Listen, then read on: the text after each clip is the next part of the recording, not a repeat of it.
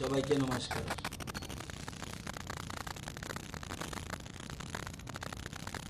ত্রিপুরা মধ্যশিক্ষা পর্ষদ পরিচালিত যে মাধ্যমিক 2020-2021 ত্রিপুরা মধ্যশিক্ষা পর্ষদের 2021 যে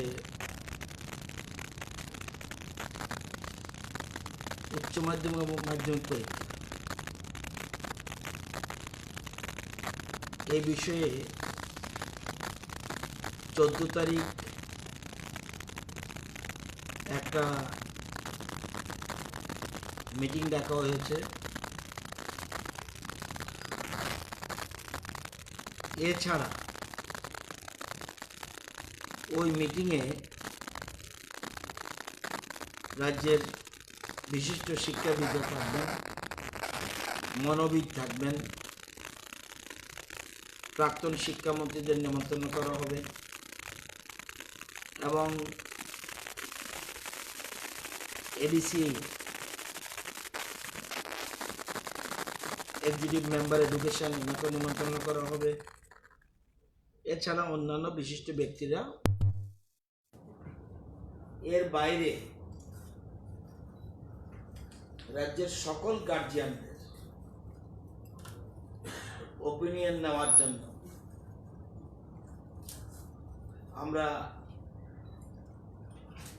ত্রিপুরা মধ্যশিক্ষা পর্ষদের পক্ষ থেকে একটা ওয়েবসাইট খুলেছি, যা https://tbse.tripura.gov.in। এই ওয়েবসাইটে সব গার্জিয়ান যার যার মতামত জানাবেন। আমি ব্যক্তিগতভাবেও আজকে প্রায় 12 থেকে 14 জনের সাথে, যারা পরীক্ষার্থী তাদের গার্জিয়ানের সাথে ব্যক্তিগতভাবে কথা বলেছি, তাদের মতামত নিয়েছি। কিন্তু এই সংখ্যাটা কম, এই জন্য প্রত্যেক গার্জিয়ান তার ওয়েবসাইটে তারা মতামত জানায়। এর মধ্যে আমরা মিটিং 14 তারিখ রয়েছে, সেই মিটিংয়ে আলোচনা করব কি পরামর্শ আসে। পরামর্শ আসার পরে সিদ্ধান্ত গ্রহণ করা হবে। বহু রাজ্যে এখনো সিদ্ধান্ত নেয়নি, অনেক রাজ্যে ক্যান্সেল করেছে, অনেক রাজ্যে পরীক্ষা আগেই সম্পন্ন হয়ে গেছে। এসব বিষয় রয়েছে। অন্যান্য রাজ্যে কি করছে সেটার দিকেও আমরা লক্ষ্য রাখছি। তবুও আমরা পার্টিকুলারলি গার্জিয়ানদের মতামতকে আমরা গুরুত্ব দিতে চাই। এরপরেও বিশেষজ্ঞদের নিয়ে কমিটি আছে, সেই মিটিং 14 তারিখে আলোচনার পরে পরবর্তী সময় মধ্যশিক্ষা পর্ষদ এবং গভর্নমেন্ট সে ব্যাপারে সিদ্ধান্ত গ্রহণ করবে। আলোচনা আগে আসুক, বিভিন্ন মতামত আসুক।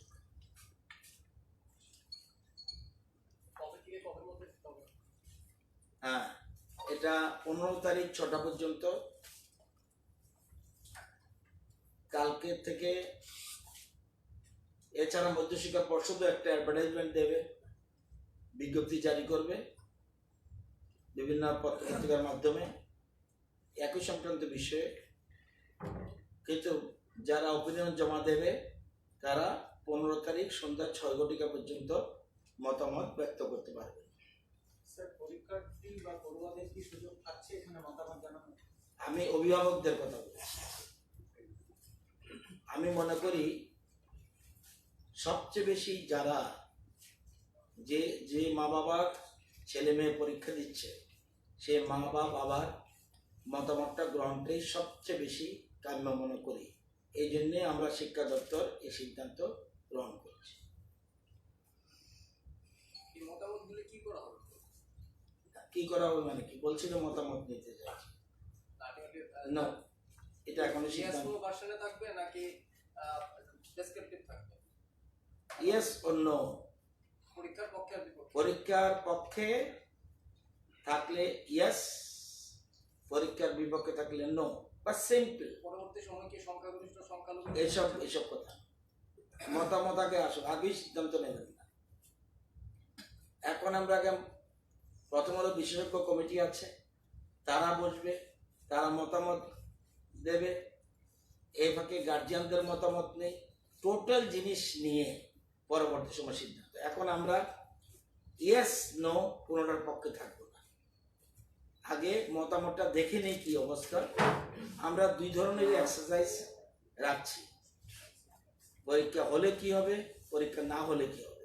যদি এই মুহূর্তে আমি যদি আগের থেকেই বলি এই জিনিসটা, তাহলে হবে না। অ্যাকচুয়াল অপিনিয়নটা আসুক। এটাকে কি ভোটিং বলা যায়? কারণ যেহেতু বিষয়টা হা বা নার মধ্যে সীমাবদ্ধ। অপিনিয়ন বলছি আমি, আপনি ভোটিং এর ব্যাখ্যা দিন, যা ইচ্ছা দিন। আপনি যদি মনে করেন যে এটাকে নির্বাচন আগে এটা কি বলে, আপনি ঠিক করুন। এটা এক্সিট পোল বলবেন না ভোটাভুটি বলবেন, এটা আপনি ঠিক করুন। আমি কি এইসব ব্যাপারে কিছু বলবো?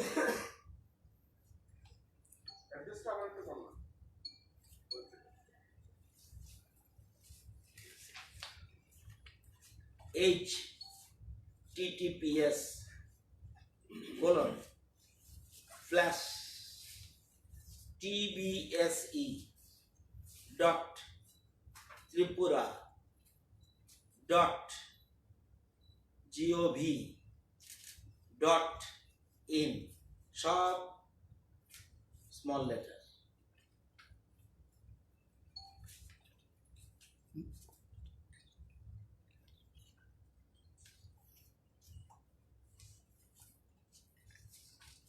স্যার 14 তারিখ কটা থেকে শুরু হবে মিটিং? 11:30।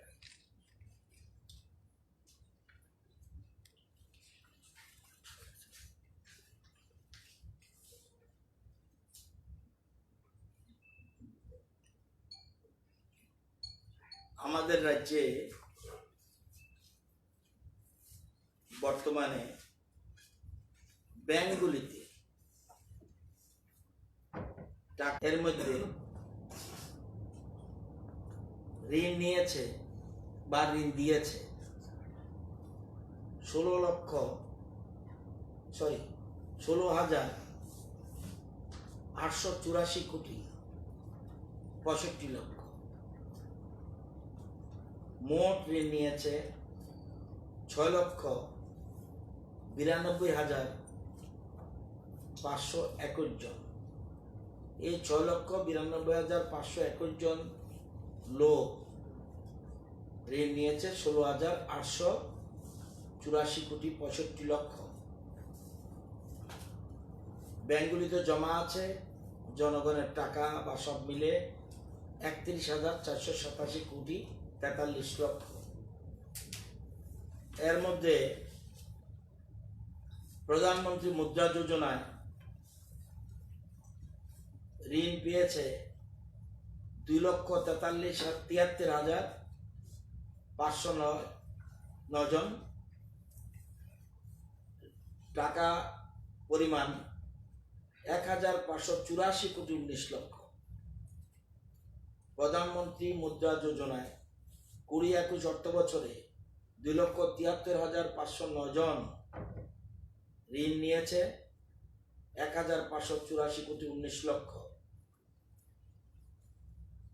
পিএমইজিপি, এই যে মোট টাকাটা বলেছি এর মধ্যে এরা পিএমইজিপি 1,036 জন 30 লক্ষ টাকা ঋণ নিয়েছে স্বাবলম্বন। এই সব কিছু মিলেই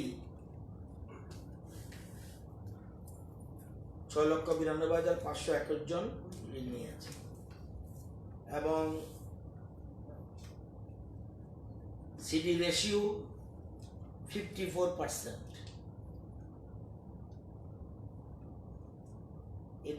এটা কেন বললাম?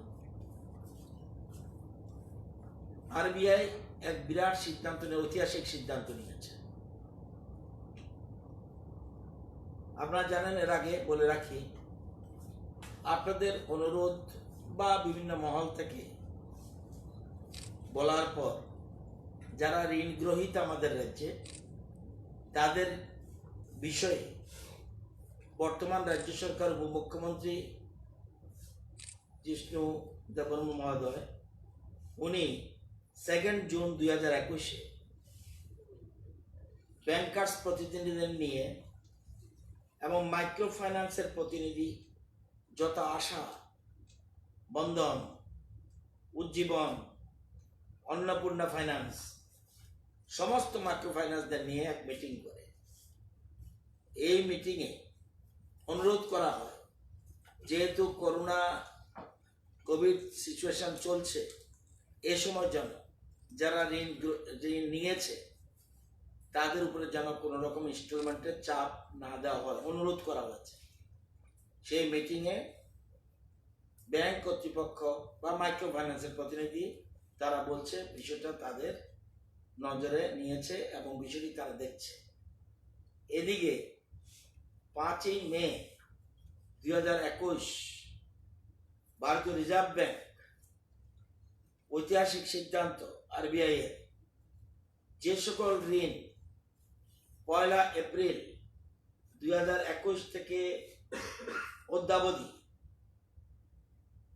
এনপিএ, এটা হলো নন পারফর্মিং অ্যাসেট হিসেবে চিহ্নিত করা হয়েছে, তাদের চিহ্নিত করা হয়েছে এবং তাদের ঋণের শর্তাবলী পুনর্বিন্যাসের আওতায় আসবে। এই অনুসারে ঋণ গ্রহীতাগণ তাদের ঋণ যে ফেরত দেওয়ার যে কিস্তির পরিমাণ তারা 19-20 করতে পারবে, অর্থাৎ প্রয়োজন বোধে বাড়াতে পারবে, বলে আমি পারি নাই দিতে, আমাকে আরো বাড়িয়ে দেওয়া হোক, সেরকম ব্যবস্থা করে দেওয়া হয়েছে। এটা বিধানের ফলে আমাদের রাজ্যে বেনিফিট পাবে প্রায় 7 লক্ষের উপর মানুষ, প্রায় 7 লক্ষের উপর মানুষ বেনিফিট পাবে। এছাড়া এটা শুধুমাত্র এনপি এর ক্ষেত্রে নয়, যেটা মাইক্রো ফাইন্যান্স ইনস্টিটিউশন যেগুলি আছে ও যেগুলির নাম বললাম তাদের ক্ষেত্রেও একইভাবে তাদের ঋণের শর্তাবলী পুনর্বিন্যাসের আওতায় নিয়ে আসতে পারে। উভয় ক্ষেত্রে এই সুবিধাটা থাকবে 30 সেপ্টেম্বর 2021 পর্যন্ত। মনে রাখতে হবে, যিনি ঋণ নিয়েছেন বা ঋণ গ্রহীতা উনি প্রতি ইন্ডিভিজুয়ালি উনি সেই কর্তৃপক্ষের, সে মাইক্রো ফাইন্যান্স হোক এবং ব্যাংক কর্তৃপক্ষ হোক, তাদের কাছে সরাসরি ইন্ডিভিজুয়ালি মিট করবে, ওনার ব্যক্তিগত কথা বলবে, কি সুবিধা কি অসুবিধা, এটা দিলে পরবর্তী সময় নতুনভাবে ঋণের শর্তাবলী নতুন করে ঠিক হবে। সুতরাং এই সময় করোনার পিরিয়ডে এটা একটা বিরাট সিদ্ধান্ত এবং এর ফলে রাজ্যের দীর্ঘদিন ধরে বিভিন্ন শ্রেণী বলছে যে আমাদের কোভিড চলছে, এই সময় আমরা বন্ধনের টাকা দিতে পারছি না, অমুক ছোট ঋণ নিয়েছি, এটা অসুবিধা, রিক্সাওয়ালা বলছে, অটো রিক্সা বলছে, এইসবগুলি এটা একটা বিরাট সিদ্ধান্ত। এর ফলে আমাদের রাজ্যে প্রায় 7 লক্ষের উপরে মানুষ এটা বেনিফিট পাবে। আমি সবাইকে আপনাদের মাধ্যমে অনুরোধ করব, তারা যেন সবাই সংশ্লিষ্ট যেসব ব্যাংক আছে বা সংশ্লিষ্ট যেগুলি ইনস্টিটিউশন রয়েছে মাইক্রো ফাইন্যান্সের, সেসব সংস্থার সাথে যোগাযোগ রাখার জন্য যোগাযোগ করে, এই যোগাযোগের সময়সীমা বারবার বলছি 30 সেপ্টেম্বর 2021 এর মধ্যে যোগাযোগ করতে পারবেন। এর পরে গেলে যদি সময় না বাড়ে সেটার জন্য আমি জানি না, কিন্তু এর মধ্যে গিয়ে যোগাযোগ করলে বেনিফিট পাওয়া যাবে, অর্থাৎ শর্তাবলী নতুন করে টার্মস অ্যান্ড কন্ডিশন ঠিক করা হবে।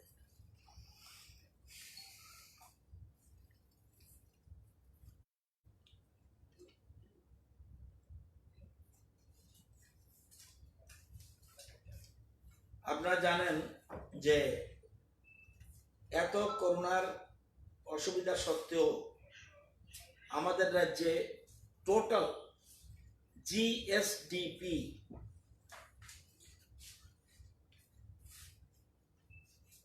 গ্রস স্টেট ডোমেস্টিক প্রোডাক্ট, আমাদের জিএসডিপি হলো 59,752 কোটি 61 লক্ষ এবং পার ক্যাপিটা ত্রিপুরা 1,31,128, যেখানে জাতীয় গড় 86,659। আপনারা জানেন যে দেশের পার ক্যাপিটা ইনকাম থেকে ত্রিপুরার পার ক্যাপিটা ইনকাম অনেক বেশি, অর্থাৎ 2021-এর যে হিসাব, জিএসডিপি হলো 59,752,61,00,000, আর পার ক্যাপিটা ইনকাম 1,31,128। অপরদিকে ইন্ডিয়ান পার ক্যাপিটা ইনকাম ন্যাশনাল এভারেজ 86,659, এবং যেখানে তাদের গ্রোথ রেট মাইনাসের ক্ষেত্রে, কিন্তু রাজ্যের ক্ষেত্রে এটা একটা উল্লেখযোগ্য দিক। এত কিছু যদিও অর্থনৈতিকভাবে একটু নিচের দিকে যাচ্ছে, কিন্তু তারপরেও পার ক্যাপিটা ইনকাম আমাদের রাজ্যের যথেষ্ট ভালো রয়েছে। শেষ বছর কত আসলো পার ক্যাপিটা? হ্যাঁ, শেষ বছর পার ক্যাপিটা কত? শেষ বছর মানে 19 কোটি ছিল 1,25,191। 19 কোটিতে ছিল 1,25,191, 18-19-এ ছিল 1,12,849, 17-18-তে ছিল 1,444। আর লাগবে?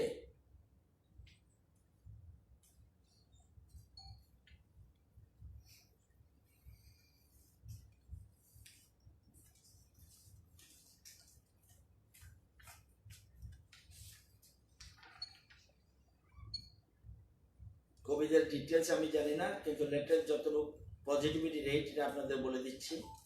স্টেটের পজিটিভিটি রেট অনেক কমে গেছে। মে মাসের 1 তারিখ থেকে শুরু করে মাঝখানে স্টেটের 7-8 পর্যন্ত উঠে গেছিল, এখন এটা কমে এসে 2.66%। আর ওয়েস্ট ত্রিপুরা 3.77%।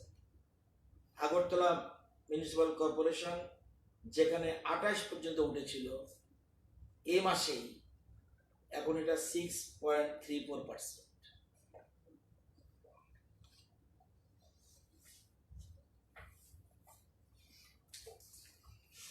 ধন্যবাদ।